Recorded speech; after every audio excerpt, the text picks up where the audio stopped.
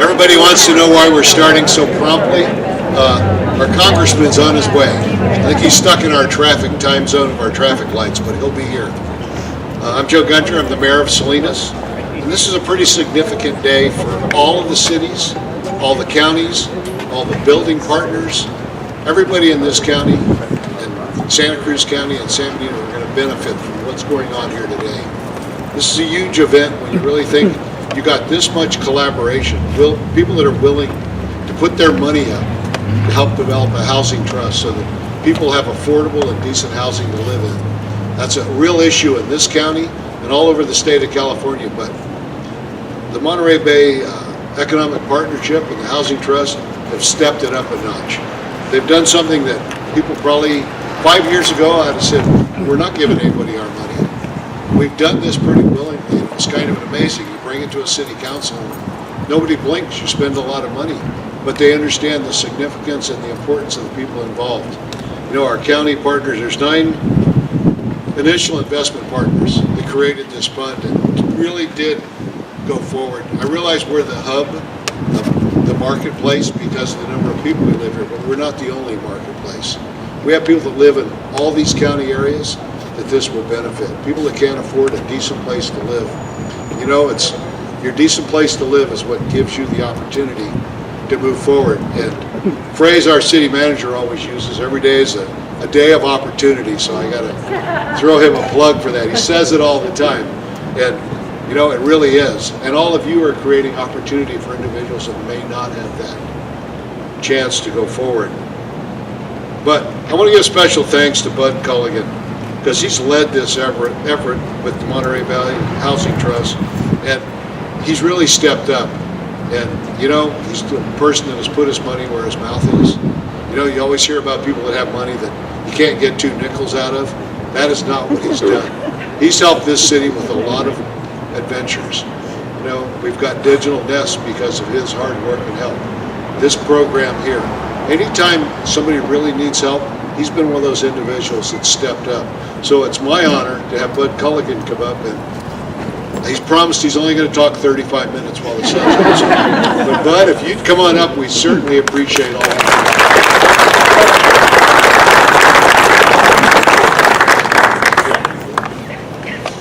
Okay, he promised not to throw me under the bus, so that was good. He didn't.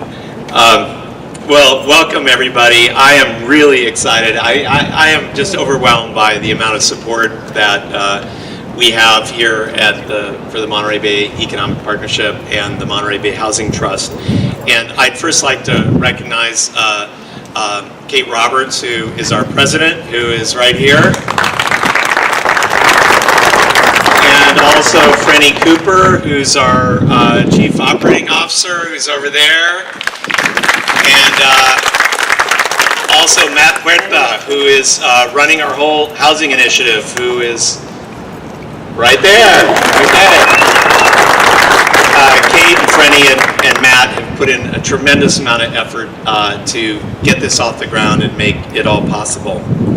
I first want to just start out, just give you a brief history of what's happened in the last year, and then I want to thank a bunch of people. First of all, some of you may not know, MBEP has been around for about 3 years now, and our mission is very broad. It's to improve the economic health and the quality of life for all residents in the Monterey Bay region. And this issue of housing came up in November of 2015. I know it's been around a lot longer than that, but we had our first State of the Region conference at Chaminade in Santa Cruz, and we had a housing panel, and over again we heard about the need for more affordable housing in our region, and that was almost 2 years ago. And then we had health panels and panels on other topics, and again, you know, when people were talking about health, what came up over and over again was housing.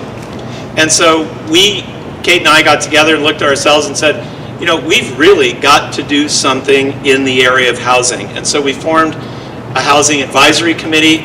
Many of the people here, like Alfred Diaz-Infante, Jane Barr, a number of people joined that committee, and we started working to figure out what is MBEP going to do? What can we do?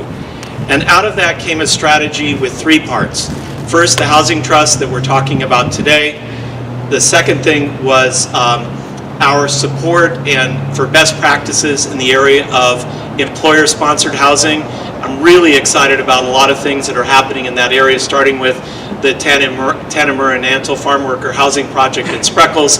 There's a couple other farm worker housing projects that are moving through the system right now, which are thanks to TNA and really setting a high bar in terms of what was needed, and the quality that was needed for our farm workers are going to be very similar. And there's other projects in the area of employer-sponsored housing. There's one at Pebble Beach, affordable housing, and there's the schools talking, there's hospitals talking now. Chomp just purchased a 32-unit apartment condo building in Monterey. So a lot of stuff happening in that area that's really exciting. And the third area was in our MBEP Action Center, really gathering around and aggregating all the people who cared about affordable housing in our region and getting them to show up at city councils and planning commissions and boards of supervisor meetings. And so all of those things are happening now, and Matt is leading that effort, and it's really exciting to see. When we talked about the Housing Trust, Linda Mandolini, who is one of the real stars in affordable housing in our state, she's the CEO of Eden Housing, and she came to several of our housing advisory committee meetings. She said, "Bud, don't start your own housing trust. There are housing trusts that exist," and she actually was the person who started the Housing Trust Silicon Valley at the Silicon Valley Leadership Group before it spun out in the early days, like 20 years ago, to form its own organization.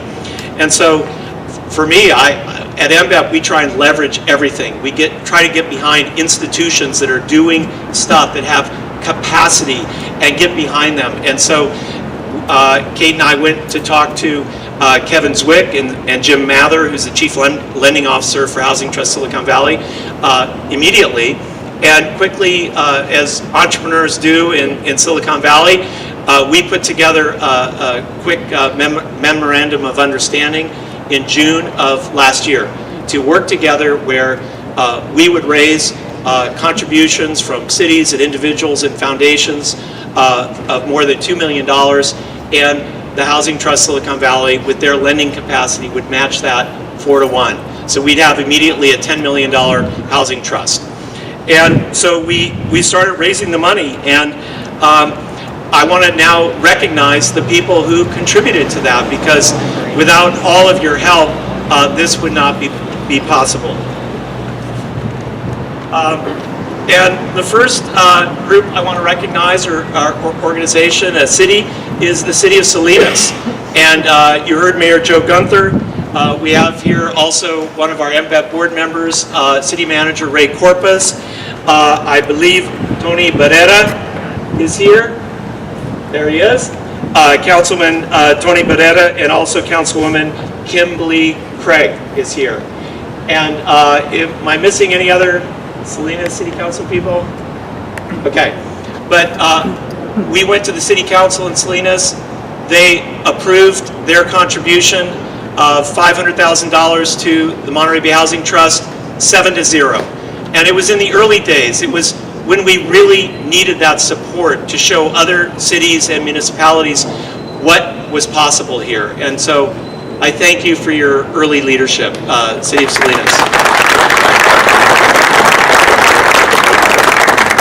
And the actual first city to commit, and I don't know if Rene has made it here yet, I know he was on his way, was the city of Gonzales, a small town in the Salinas Valley. And again, a contribution of $100,000 and a unanimous city council vote from Mayor Maria Orozco and also the entire city council. The city of Santa Cruz. The city of Santa Cruz, which is represented today by Council Member Rochelle Narayan here, and stepped up for a contribution of $200,000. And yeah. So everybody was getting into the act. And I want to mention the City of Watsonville next, and our city manager, Charles Montoya, and he's also an MBEP board member, really jumping in and contributing actively to our effort. The next was the County of Monterey, and again, starting with Lucile, who is right here, and Mary Adams, who could not be here today, but her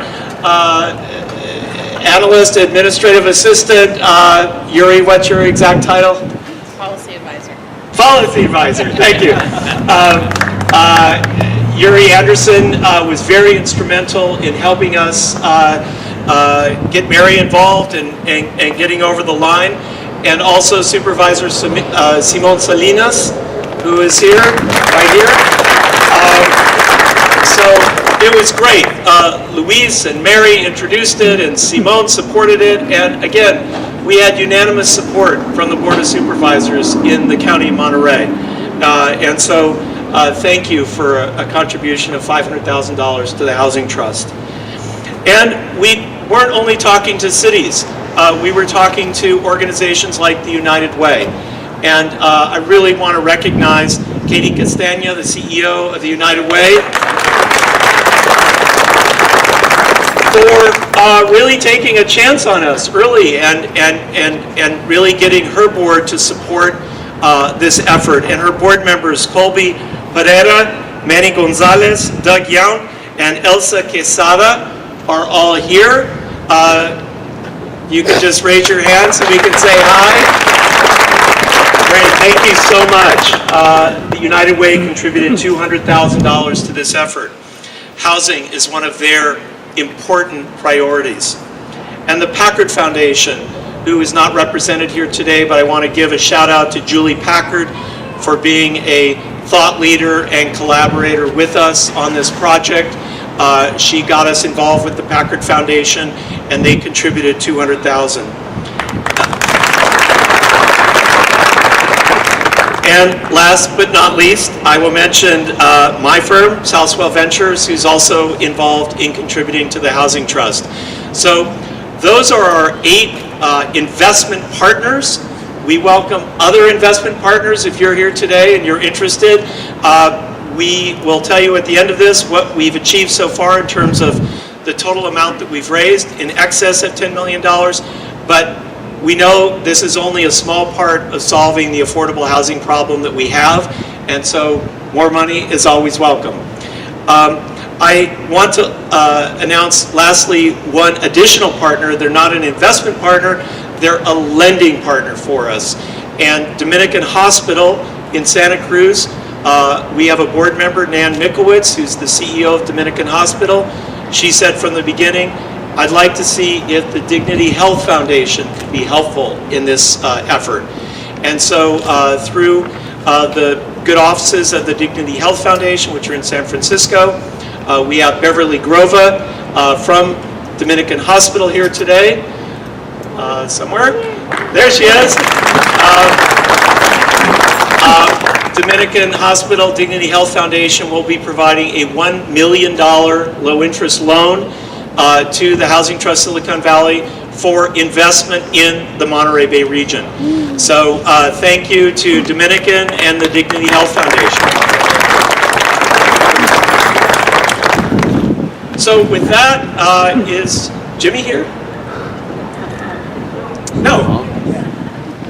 Okay, we're going to go to our next speaker, and then I will come back to wrap up. I'd like to introduce now Jim Mather. I mentioned him as the Chief Lending Officer for Housing Trust Silicon Valley. Since 2000, Housing Trust Silicon Valley has invested $131 million in multifamily lending, home ownership assistance, and homelessness reduction programs, creating nearly 15,000 affordable housing opportunities, mostly in Santa Clara County. It's the first nonprofit community development financial institution to receive a Standard & Poor's rating, AA-, which was one of the things that really attracted us to HTSV, because they can raise their own money. And so that was really important in thinking about, what could we do? How could we leverage more into the Monterey Bay region? Fortunately, Kevin and Jim were interested in coming down to this region, seeing it as a neighboring region that was simpatico. And so Jim has over 30 years in community development banking and oversees all the Housing Trust Silicon Valley lending program. So please join me in welcoming Jim Mather.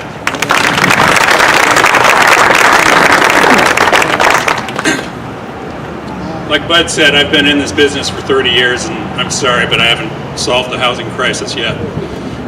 But this is a really exciting effort. It was great to have Bud and Kate reach out to us, and it's been an incredibly efficient and well-run effort by MBEP to get this trust up and to get the Monterey Bay Housing Trust up and running.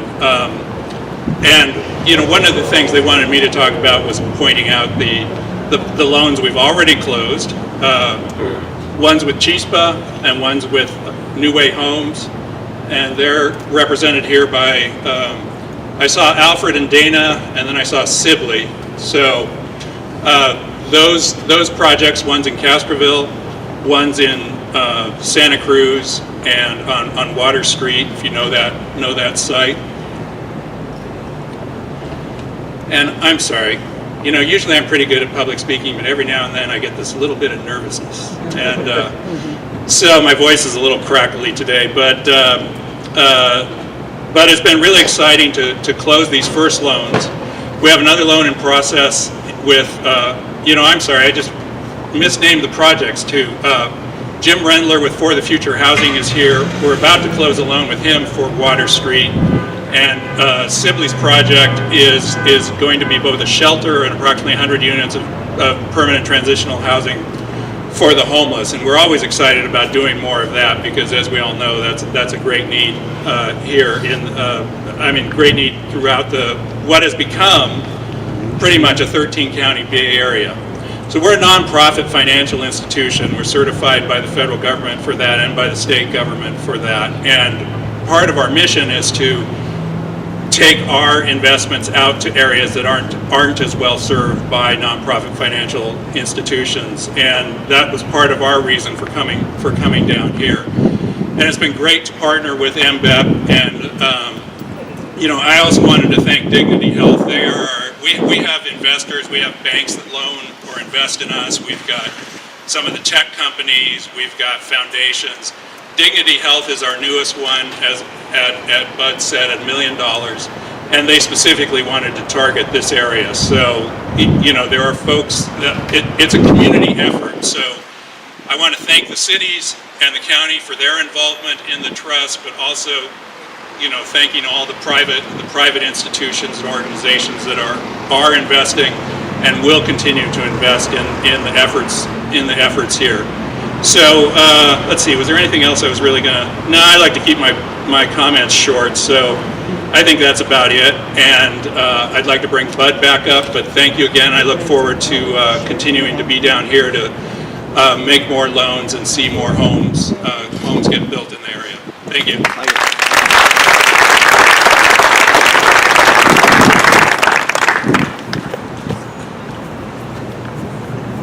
Okay, well, Jimmy is still on his way, so if he doesn't arrive, that's fine. But we are going to have Matt Huerta, who is on the Planning Commission here in Salinas and is also our housing program manager at MBEP, say a few words. All right, so we have some time to kill, so I'm gonna go for it, right?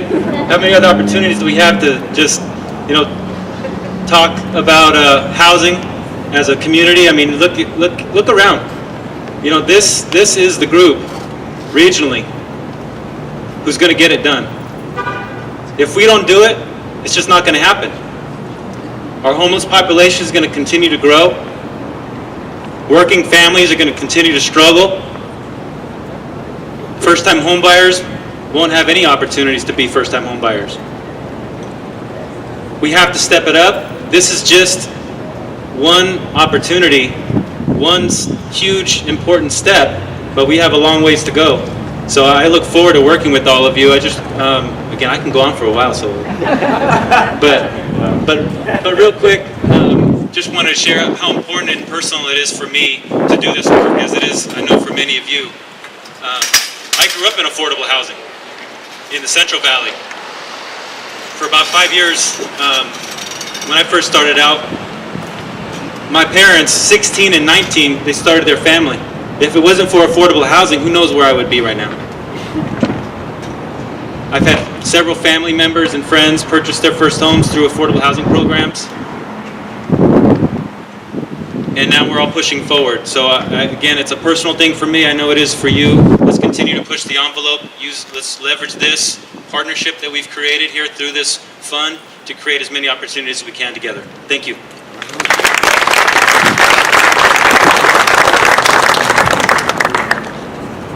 No, I'm not Jimmy Panetta. I can't be. I have just a tad more hair than him. He's not here to defend himself. And I will tell him that when he arrives. I will. Is he here? Right on. That's okay. He's on his way. He's on his way. He's been caught a long time. But there are a couple of people in the audience that nobody's mentioned. We have the Salinas Valley Chamber group here that has been a very strong supporter of the city in spending our money for housing. They've been one of our partners. When we were rewriting our ordinances, they weighed in. They didn't have anything into the game, but they came and helped work with both sides of the group, and I think they realized the need. And we always hear about the growers and the rich growers and what they have. Well, the growers have been a big partner for us, and there are a couple other projects that Bud mentioned, and I'm probably going to give one up and really cause a stir. There's one going out off Miranda Road where they're going to put in another unit very similar, and they are in the process right now. We're going through the fee stuff, so you're going to see in the next year or two some huge housing projects put on by the growers for the farm workers, which are going to help every one of the cities involved with this. It's going to help the United Way. It's going to help all of us, and sometimes we forget that because those are those guys. They have tractors and they're cool dudes.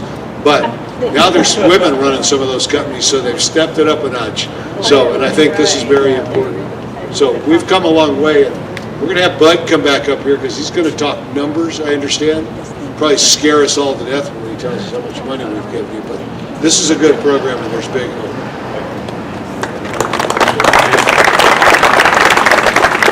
Okay, well, this is a press conference, so we'll take some questions afterwards, but I guess the news today is that together, the Housing Trust Silicon Valley, the Monterey Bay Housing Trust, have exceeded our goal of $10 million.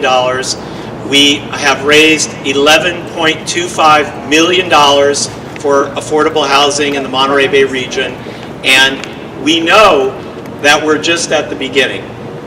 We mentioned 3 projects that we're already in the process of doing, but those are all in pre-development too.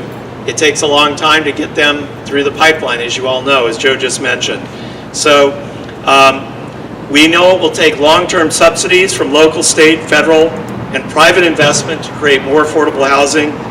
And Jim and I and our whole team look forward to working with all of you. As Matt said, this is the group that can make it happen. So let's go out and make it happen. And thank you all for being here. Okay.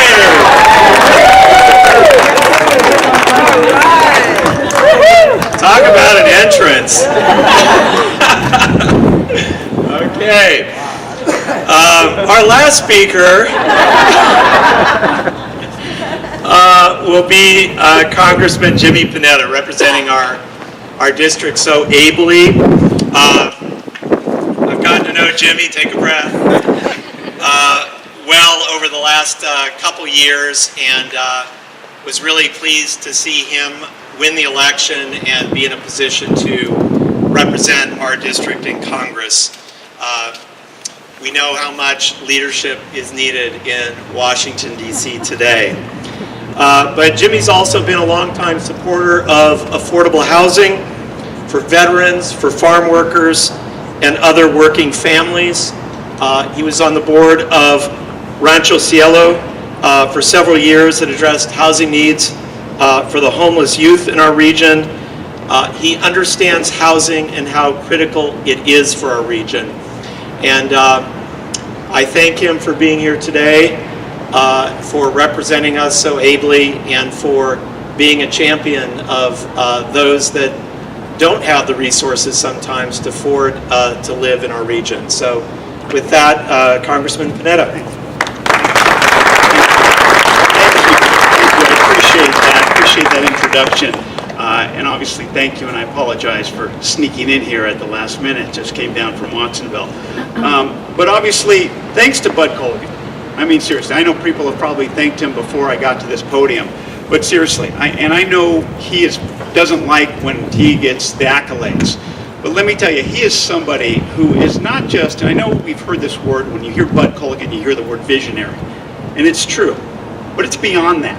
Because trust me, in Congress, there are a lot of people who have visions, a lot of people who have ideas. But it's the people who get things done is what it's about. And let me tell you, we are so lucky and so fortunate to have someone, not just a visionary, but someone who gets things done like Bud Colgan. So Bud, thank you very much.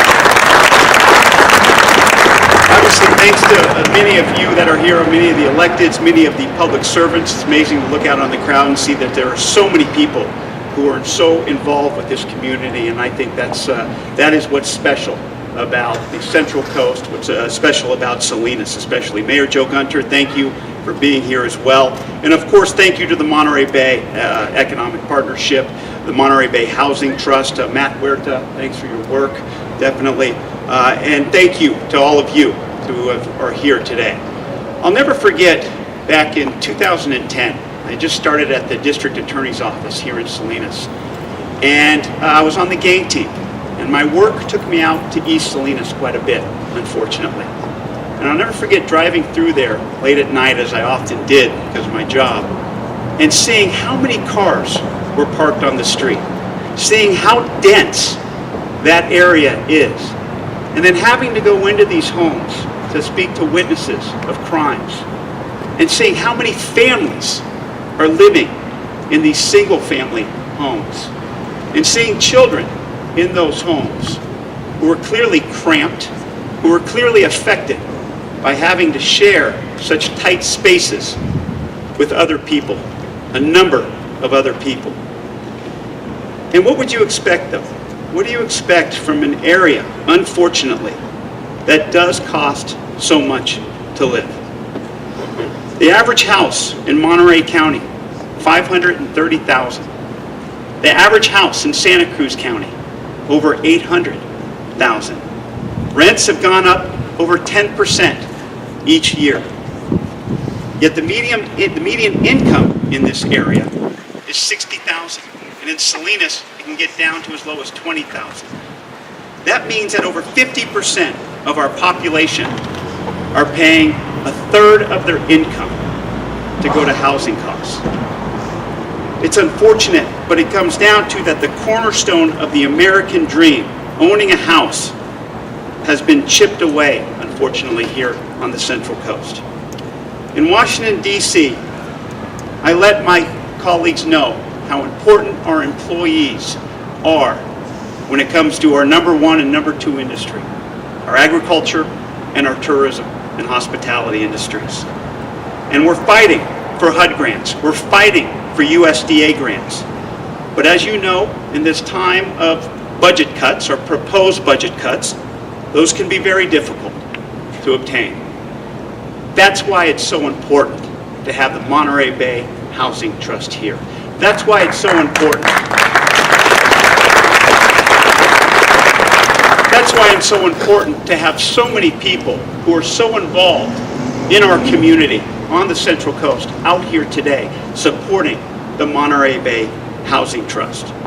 Because the Monterey Bay Housing Trust, in coordination with private donors and the Silicon Valley Housing Trust, they will provide incentives for developers to provide a solution to our housing problem so that our families can be together rather than stuck in traffic. So that our families, our mothers and fathers, can be worried about their children rather than be worried about their next payment for rent or next mortgage payment. And that's why it's important to support the Monterey Bay Housing Trust, because their focus is not just on houses, not just on communities, but the families that make up the Central Coast, that are the backbone of the Central Coast. That's why I'm so honored to be here, and I'm so pleased once again to see so many important people here supporting the Monterey Bay Housing Trust. Thank you very much, and thanks again.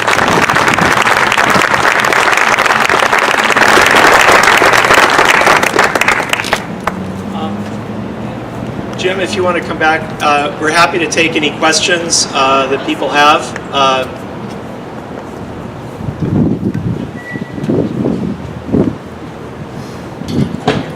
Anybody? There's a lot of excitement from, the players who can provide the loans, but what about the residents who might be a little bit reticent about building affordable housing in their neighborhoods? How do you win over the general population? Hey, Matt, come on up. Well, I think actually one of the projects that we are discussing today, Rochelle, Ryan could comment on this as well, is the 41st Street project, the Water Street project, 41 units in Santa Cruz. Very hotly contested. Jim Rendler for the Future Housing could give you blow by blow over the last 2 years of that public process. But I think it's time. I think they say that the arc bends, the arc of justice is starting to bend in the direction of affordable housing. And when a number of those units were designated to developmentally disabled adults, when it was all affordable, when there were lots of neighbors that came out in opposition to the project, but there was way more people who came out in support of helping the members of our society that are least able to afford housing in our communities. And I know that the Santa Cruz City Council ended up approving it 7-0, and the Planning Commission voted unanimously for it. But it was not without enormous opposition. I mean, if you had sat through those meetings, it was tough. And I know for all the elected officials here who sit through those meetings all the time, it's very difficult. But I think that the need, as we're seeing in the state legislature and in our cities and our counties, is at such a breaking point that projects like this, projects like the Chispa project in Castroville, it's time that we build more homes for people.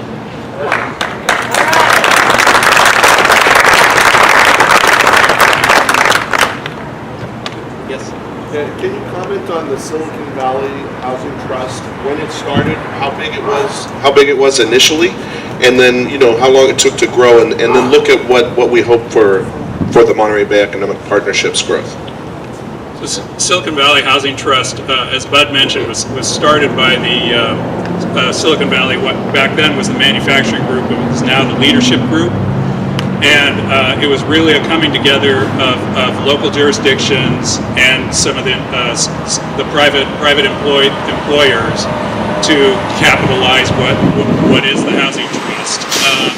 That was in about 1999-2000 was when the effort was made. And so we've been around 17 years. It's an interesting topic because I've been asked about this. Well, how do you get the tech companies involved, and how do you get specifically tech companies? But really, I think the idea is that wherever you are, you need to look at your employer base and figure out and build relationships with them. We've been around 17 years. We weren't this big when we started, and back then we were also just focused on Santa Clara County. But really, it's when you're in a region like the Bay Area, and I think you can't just focus on one county, because we all know there are workers in San Jose who live in Salinas or who live in Hollister, or in Stockton and Modesto, as well as folks who live in Santa Clara County and are commuting to San Francisco or Oakland, places like that. So it's when you can treat things as a region, then you can start that growth. And here I think you've got your 3-county area, but we also know that that's why they came to us, because it is really it is. I mean, I don't want to call everything Silicon Valley, but it is part of the footprint that we are trying to address as a nonprofit financial institution focused on affordable housing. You can't just treat one county. So, as far as how Monterey Bay grows, I think what we've done is we took we started in one of the largest, in the 3rd largest city in the state, and one of the largest and most expensive counties, and we've grown from there. I think what you see, part of the reason that there are areas, we're working in San Joaquin County too now, because that's underserved by community development financial institutions, and I think that the problem is with smaller regions, as critical as the needs remain, the potential for growth, you need to think about leveraging with other regional groups. There's a small housing trust, for example, in San Luis Obispo County, and it's very small. And it's I think it has 1.5 staff right now, but it's been around for a while. And we've talked to them about how, at one point we talked to them about trying to connect the whole Central Coast, because there's another housing trust in Santa Barbara County, and it's even smaller than San Luis Obispo. And so what's the potential there? It's not great unless they can find other ways to leverage their resources. Did that answer the question? Sorry. I'll accept that answer. Anybody else? Can you talk a little bit about how exactly the loans, how does that kind of help the situation? Can you talk through like a project and how that encourages someone to build affordable housing? What we try to do is do the lending that banks won't do. Especially since the recent. So I used to be a banker. I was a banker for a long time in community development. The recession made it a whole lot less fun, which is why I moved to a nonprofit side of things. Banks are even more conservative now. Still, we're 10 years after the recession. So everybody stay alert. We're going to have another one. Won't be as big probably, but there is going to be another one. That's how it goes in California. That's how the economy goes. But so banks will pretty much absolutely not do loans for land. And if you can't buy the land, and the developers that do affordable housing typically don't have the big capital reserves that the national home builders have. So how do they buy? And so if you can't buy the land, you're going to have a hard time moving a project forward. So we do a lot of land lending.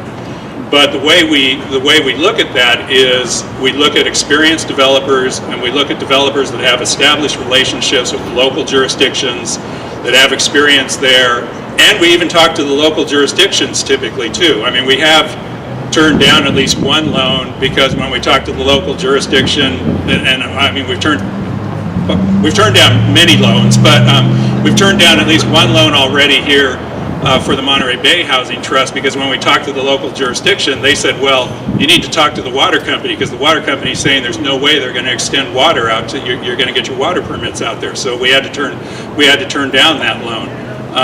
But with the loans we have made, we know that there's good local support behind them, and like I said, what we're doing is we're doing the kind of lending that the banks won't do. So in the case of all three of these loans, they aren't for land, but they're for the pre-development expenses, the architecture and engineering, the site studies, the entitlement processing, and things like that. And a small developer, even if they're experienced in affordable housing, isn't going to be able to get that kind of loan from a bank typically. So what we try to do is find the niches that aren't being filled in the sort of financial sector, and specifically, of course, that support the affordable housing development.